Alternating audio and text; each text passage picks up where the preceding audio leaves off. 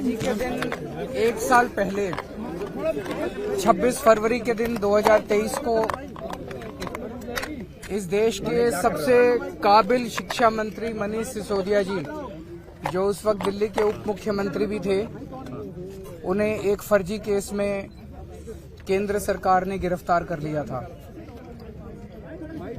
उनकी गिरफ्तारी का आज एक साल पूरा होता है।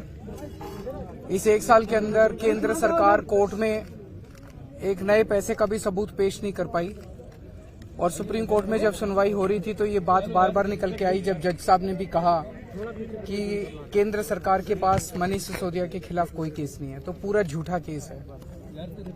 मनीष सिसोदिया जी ने 75 साल में गरीबों की शिक्षा प्रणाली इतनी खराब हो गई थी, सरकारी स्कूलों का बुरा हाल था। 75 साल के बाद उन्होंने गरीबों को एक उम्मीद दी थी कि उनके बच्चों को भी अच्छी शिक्षा मिल सकती है, उनके बच्चों को भी अच्छा भविष्य मिल सकता है। मनीष सिसोदिया जी ने गरीबों के बच्चों को सपने देखने का अधिकार दिया था। ऐसे व्यक्ति को झूठे केस में फंसाकर आज एक साल से जेल में डाला हुआ है। एक तरफ उन्हें जेल में डाला हुआ है और दूसरी तरफ हम देखते हैं कि इस देश को लूटने वालों को, जो इस देश को लूट रहे हैं, कई हजार करोड़ रुपए के जिनके ऊपर भ्रष्टाचार के आरोप हैं, जिन्हें खुद प्रधानमंत्री जी अपने भाषणों में बड़े बड़े भ्रष्टाचारी बोल चुके हैं, उन लोगों को अपनी पार्टी में शामिल करा के और उनको बड़े बड़े पद दिए जा रहे हैं। किसी को मुख्यमंत्री बना देते हैं, किसी को मंत्री बना देते हैं, किसी को उप मुख्यमंत्री बना देते हैं। तो एक वो कहावत है कि रामचंद्र कह गए सिया से, ऐसा कलयुग आएगा, हंस चुनेगा दाना दुनका, कौवा मोती खाएगा। आज वही हाल हमारे देश का हो गया है, जिसमें इस देश की तरक्की करने वाले लोगों को पकड़ पकड़ के जेल में डाला जा रहा है। इस देश का विकास, इस देश के गरीबों की चिंता करने वाले लोगों को, भविष्य देने वाले लोगों को पकड़ पकड़ के जेल में डाला जा रहा है और इस देश के लूटने वाले सत्ता का सुख भोग रहे हैं।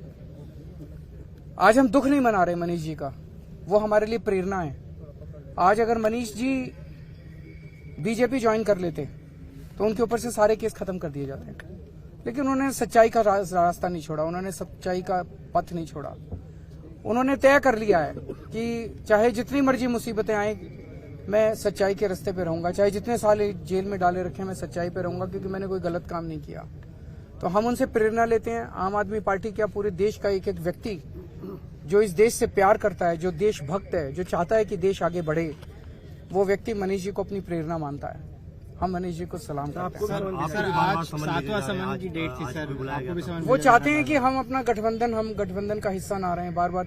जब ईडी खुद ही कोर्ट गई हुई है, तो क्या ईडी को, केंद्र सरकार को कोर्ट पे भरोसा नहीं है? कोर्ट पे भरोसा रखना चाहिए ना। वो खुद ही कोर्ट गए हैं तो कोर्ट पे भरोसा, कोर्ट के आदेश का वेट करें। वो कोर्ट जो भी आदेश देगा उसके हिसाब से कर लेंगे। कोर्ट कहेगा भी जाओ तो जाएंगे। अब कोर्ट में कार्रवाई भी चल रही है और साथ में समन पे समन भी भेजे जा रहे हैं। तो उनका मकसद बेसिकली ये है, इनफॉर्मली कई जगह से मैसेज आए हैं, भाई गठबंधन तोड़ दो। गठबंधन नहीं तोड़ेंगे हम। Thank you sir.